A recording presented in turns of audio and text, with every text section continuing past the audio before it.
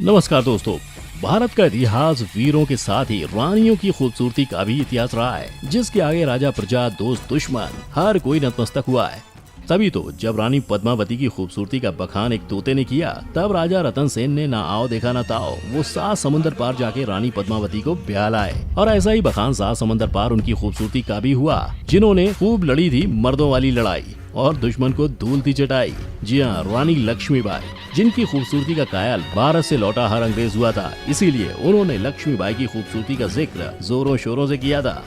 और अब बात करते हैं उनकी, जिन्होंने पायो जी मैंने राम रतन धन पायो गाकर सबको मंत्रमुग्ध कर दिया था। हालांकि बहुत कम लोग जानते हैं कि मीराबाई कृष्ण भक्त तो थी ही, लेकिन वो बेइंतहा खूबसूरत भी थी और इसी वजह से कम उम्र में ही उनकी शादी महाराजा भोजराज से करवा दी गई थी। और ऐसी ही कई रानियों की खूबसूरती का उल्लेख करूंगा मैं फैक्ट बाय आज की video title beauty queens in history.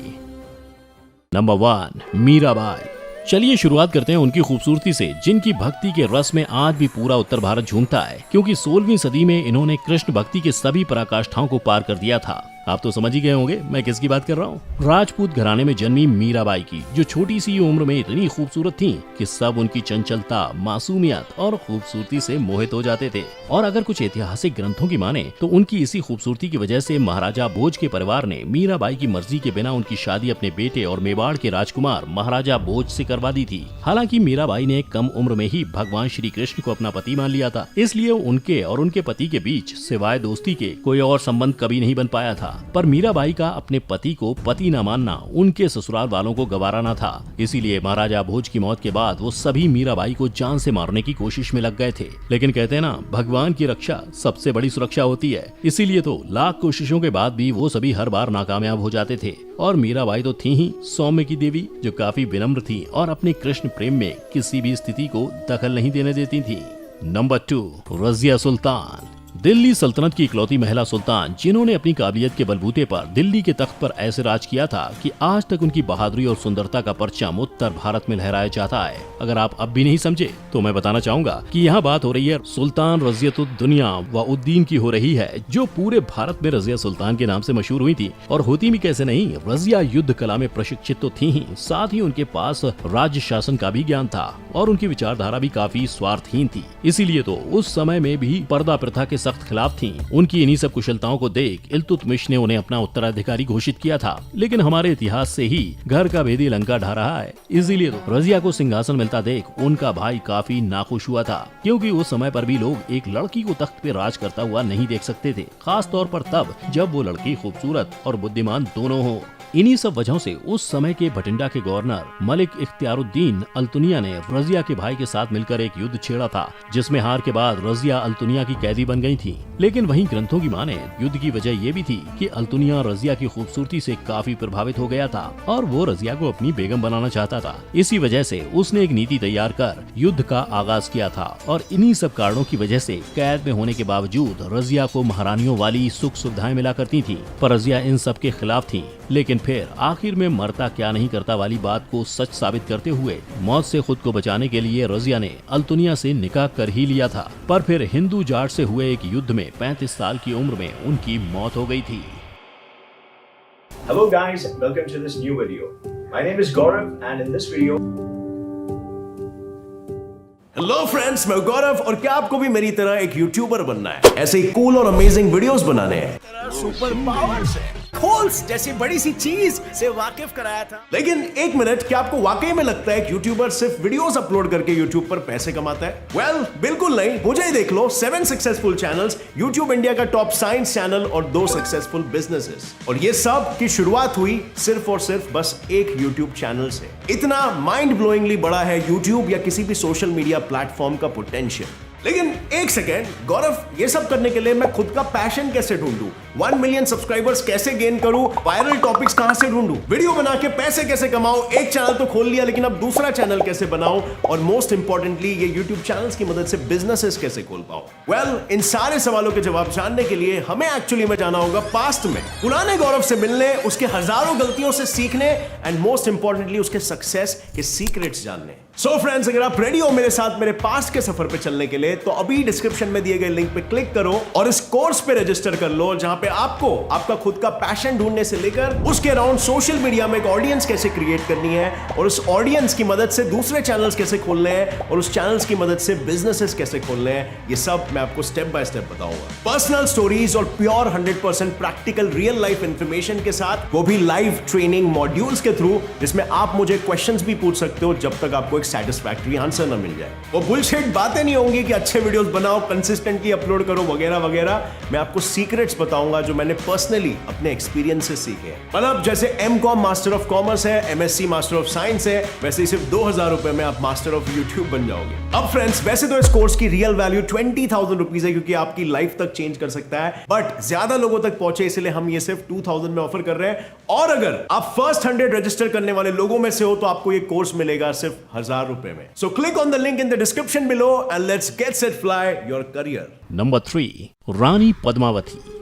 अब बारी आती है रानी पद्मावती की, जो पद्मिनी के नाम से भी मशहूर हैं। ये वही महारानी हैं जिनके सौंदर्य का बखान शायद मुझसे बेहतर एक तोता कर सकता है। तभी तो जब हीरामन नाम के तोते ने राजपूत राजा रतन सेन के सामने रानी पद्मावती की खूबसूरती का उल्लेख किया था, ये उनकी खूबसूरती में इस कदर खो गए थे कि उन्होंने अपने राज्य को त्याग कर हीरामन का पीछा किया, सिर्फ इसलिए क्योंकि उन्हें पद्मिनी की एक झलक देखनी थी। और फिर इसी तरह के कई और उतार चढ़ाव के बाद रानी पद्मावती का न केवल दीदार किया था, बल्कि एक युद्ध जीतकर उनसे शादी भी की थी। लेकिन रानी पद्मिनी को मानो भगवान ने तलाश कर दुनिया में भेजा था, इसीलिए तो दुनिया का हर राजा उन पर मर मिटने को तैयार था और वो हर कीमत पे उनको हासिल करना चाहता था। पर उनको हासिल करने की सबसे बड़ी मुहिम छेड़ी थी दिल्ली के सुल्तान अलाउद्दीन खिलजी ने, जिन्होंने रानी पद्मावती को हासिल करने के लिए उनके पति और चित्तौड़ के राजा रतन सेन को ही बंदी बना लिया था। और तो और इस दौरान रतन सेन खिलजी की जेल में बंद थे। उसी दौरान कुंभलनेर के राजा देवपाल भी पद्मिनी की खूबसूरती से आकर्षित हो गए थे और उन्होंने भी रानी पद्मिनी के सामने शादी का प्रस्ताव रख दिया था। मतलब सोचो क्या खूबसूरती रही होगी महारानी की, जो हर कोई बस इन्हें अपना बनाना चाहता था। और यही सोचते हुए अलाउद्दीन खिलजी ने जंग छेड़ चित्तौड़ को अपने कब्जे में कर लिया था, जिसमें राजा रतन सेन की हार हुई थी। इसके बाद अपने सम्मान की रक्षा करते हुए रानी पद्मिनी ने राज्य की बाकी महिलाओं के साथ मिलकर जौहर यानी आत्मदाह कर लिया था। नंबर 4, महारानी गायत्री देवी। अब बात करते हैं उन महारानी की जो तिहाड़ जेल में रहने वाली अब तक की सबसे खूबसूरत महिला रही हैं। हम बात कर रहे हैं जयपुर की तीसरी महारानी महाराजा सवाई सिंह सेकंड की पत्नी और क्लासिकल ब्यूटी की सबसे बड़ी उदाहरण महारानी गायत्री देवी की, जिन्हें जयपुर की राजमाता भी कहा जाता है, क्योंकि उन्होंने लोगों को ब्यूटी विद ब्रेन्स का एकदम सही उदाहरण दिया था। दरअसल ये बात उस समय की है जब भारत अंग्रेजों की गुलामी से आजाद हुआ था। उसी समय गायत्री देवी ने अपने दिमाग का इस्तेमाल कर स्वतंत्रता पार्टी का निर्माण किया था, जिसने 1962 में चुनाव के वक्त 1,92,909 वोट को अपने नाम कर इतने बड़े मार्जिन से इलेक्शन जीता था। और इसी वजह से उनका नाम Guinness book of world record में भी दाखिल हो गया था। इसमें तो कोई दो राय नहीं है कि गायत्री देवी की खूबसूरती सुर्खियों में हमेशा ही छाई हुई थी, जिसके चलते उनका नाम वोग मैगजीन ने टॉप 10 मोस्ट ब्यूटीफुल वीमेन में भी शामिल किया था। और जैसा कि मैंने आपको बताया, गायत्री देवी में खूबसूरती और बुद्धि दोनों का मिश्रण था, इसीलिए वो अपनी कोई भी बात बोलने से बिल्कुल नहीं कतराती थी। और अपने इसी अस्त्र का इस्तेमाल कर उन्होंने सबसे ज्यादा आलोचना इमरजेंसी के वक्त उस वक्त की प्रधानमंत्री इंदिरा गांधी की थी, जिसकी वजह से उन्हें दिल्ली की तिहाड़ जेल में 5 महीने रहना पड़ा था। लेकिन उन्होंने अपनी खूबसूरती से वहाँ भी नया इतिहास रचा था। इसी वजह से तो उन्हें आज भी तिहाड़ जेल में रहने वाली सबसे खूबसूरत महिला कहा जाता है। नंबर 5, संयुक्ता।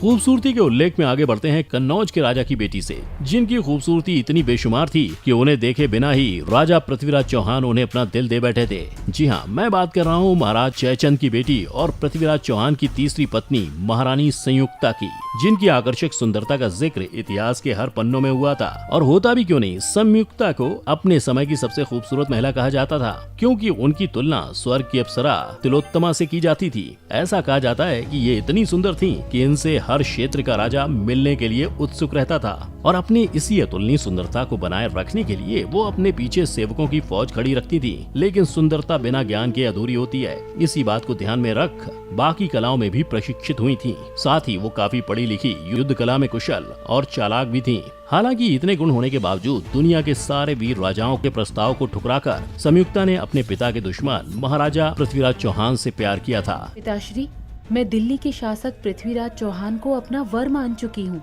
जिन्होंने कभी उन्हें देखा तक नहीं था और उनकी खूबसूरती की चर्चा सिर्फ लोगों से ही सुनी थी। लेकिन जयचंद अपनी बेटी और अपने दुश्मन के एक होने के सख्त खिलाफ थे। संभव, ऐसा कभी नहीं हो सकता, कभी नहीं। मैं अपने शत्रु के साथ तुम्हारा विवाह कभी स्वीकार नहीं करूंगा। वहीं दूसरी तरफ पृथ्वीराज और संयुक्ता का प्यार चरम सीमा पर पहुंच गया था। संयोगिता ने मेरी प्रतिमा को जयमाला पहनाई, अतः ये मेरी पत्नी हुई। इस अधिकार से मैं इन्हें ले जा रहा हूँ। यदि किसी सम्राट में साहस हो तो मुझे रोक ले। जिसकी वजह से पृथ्वीराज ने संयुक्ता को उनके ही स्वयंवर से भगाकर उनसे शादी की थी। नंबर 6, रानी लक्ष्मीबाई। बुंदेले हर बोलों के मुंह हमने सुनी कहानी थी, खूब लड़ी मर्दानी वो तो झांसी वाली रानी थी। अब आप समझ ही गए होंगे मैं किसकी बात करने जा रहा हूँ। फिर भी मैं बताना चाहूंगा कि आपने इनके सिर्फ बहादुरी के किस्से सुने, लेकिन ये बहादुर होने के साथ ये खूबसूरत स्त्री भी थी, जिसका सही उल्लेख उन अंग्रेजों ने किया था जिन्हें उन्होंने लड़ लड़ के भगाया था। दरअसल ये तो हम सब जानते ही हैं कि रानी लक्ष्मीबाई का जन्म वाराणसी में एक मराठी परिवार में हुआ था, जो जन्म से ही बहुत निडर और बहादुर थी। और ये उनकी बहादुरी और बुद्धिमत्ता ही थी जिसकी वजह से आज भी हम चैन से बैठकर उनकी कहानियां पढ़ रहे हैं। लेकिन जैसे जौहरी को हीरे की परख होती है, वैसे ही शायद अंग्रेजों ने भी लक्ष्मीबाई को परखा था। इसीलिए तो यहाँ से खदेड़े जाने के बाद भी उन्होंने इनकी तारीफ में 4 चांद लगाए थे। और जब झांसी की लड़ाई के बारे में ब्रिटिश रिपोर्ट में छपा था, तब सर होगरोज की किताब में ये भी लिखा गया था कि रानी लक्ष्मीबाई चतुर होने के साथ साथ खूबसूरत भी थी। पर इनकी खूबसूरती का बखान सिर्फ एक रिपोर्ट में ही नहीं मिलता। ऑस्ट्रेलियन लॉयर जॉन लैंग ने भी 1859 में आई अपनी बुक वैंडरिंग इन इंडिया में भी इनकी खूबसूरती का जिक्र किया है, जिसमें उन्होंने जौहरी की तरह उनकी आंख, नाक, कान सबका उल्लेख बखूबी किया है। हाँ, ये बात और है कि भारतीय इतिहास में रानी लक्ष्मीबाई का नाम ज्यादातर उनकी वीरता के लिए ही अंकित है, लेकिन इन रिपोर्ट से ये साफ तौर पर पता चलता है कि वो बहादुर होने के साथ साथ बेहद सुंदर भी थी। हालांकि इन खूबसूरत रानियों के नाम की लिस्ट यहीं खत्म नहीं होती, क्योंकि भारत के इतिहास में महारानी जोधाबाई, रानी सीता देवी, अक्का देवी जैसी और भी कई रानियां थीं, जिनके बारे में शायद ही कोई जानता होगा, और जानेगा भी कैसे। हर ग्रंथ में ज्यादातर इनकी वीरता की कहानी का ही जिक्र होता आया है। बहुत कम लोग जानते होंगे कि बहादुर होने के साथ साथ ही इनमें ऊपर वाले ने खूबसूरती को भी तराशा था, जिनके बारे में जानकर मुझे अब ये लगने लगा है कि अगर ये रानियां आज भी जिंदा होती तो इनके बराबर का कोई नहीं होता और इनकी खूबसूरती अतुलनीय होती। और तो और इनकी खिदमत में आज भी युद्ध होते, स्वयंवर आयोजित होते, सेवक उनकी खूबसूरती की देखरेख करते, जिसकी वजह से शायद आज भारत को खूबसूरती की चिड़िया भी कहा जाता। क्या लगता है आपको? हमें कमेंट में जरूर बताइएगा। और अगर आज की हमारी ये वीडियो आपको अच्छी लगी हो तो लाइक और शेयर कर इन महारानियों की खूबसूरती के कदरदान भी जरूर बने। अरे रुको, जाने से पहले 3 केपेबल लोग जिन्हें मैं खुद सिलेक्ट करूंगा, जो मेरा कोर्स अटेंड करेंगे और अपना खुद का चैनल बनाएंगे, उन्हें मैं फीचर करूंगा पर्सनली अपने चैनल पर। तो जल्दी रजिस्टर करो। पहले 100 लोगों के लिए कोर्स प्राइस है सिर्फ 1000 रुपए। Click on the link in the description and let's get set fly. पर इतने से बात नहीं बनेगी, इसीलिए जैसी इनकी खूबसूरती थी वैसी खूबसूरती हमारे और आपके बीच रखते हुए हमारे चैनल को बेल आइकन के साथ सब्सक्राइब भी कर लेना। जल्दी मुलाकात होगी किसी नए खास बात के साथ। जय हिंद।